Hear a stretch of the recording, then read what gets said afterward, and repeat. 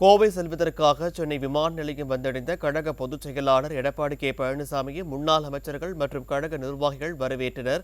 கூடுதல் விவரங்களை தலைமை செய்தியாளர் ஜெயக்குமார் வழங்கியிருக்கலாம். ஜெயக்குமார், வணக்கம். விவரங்களை பதிவு பண்ணலாம்.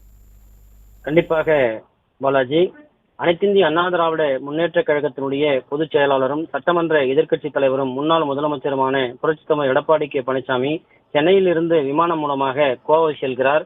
அதற்காக சென்னை விமான நிலையத்தில் முன்னாள் அமைச்சர்கள் டாக்டர் சி விஜயபாஸ்கர், அதே போல சென்னை புறநகர் மாவட்ட செயலாளர் கே பி கந்தன், கழக அமைப்பு செயலாளர் வாலாஜாபாத் கணேசன், காஞ்சிபுரம் மாவட்ட செயலாளர் முன்னாள் அமைச்சர் சோமசுந்தரம், அதே போன்று செங்கல்பட்டு தெற்கு மாவட்ட செயலாளர் சிற்றலப்பாக்கம் ராஜேந்திரன், அதே போன்று கோயம்பேடு பழக்கடை வியாபாரிகள் சங்கத்தினுடைய தலைவராக ஜெயராமன் ஆகியோர் அவருக்கு மலர்கொத்து கொடுத்து சால்வை அணிவித்து உற்சாக வரவேற்பு அளித்தார்கள்.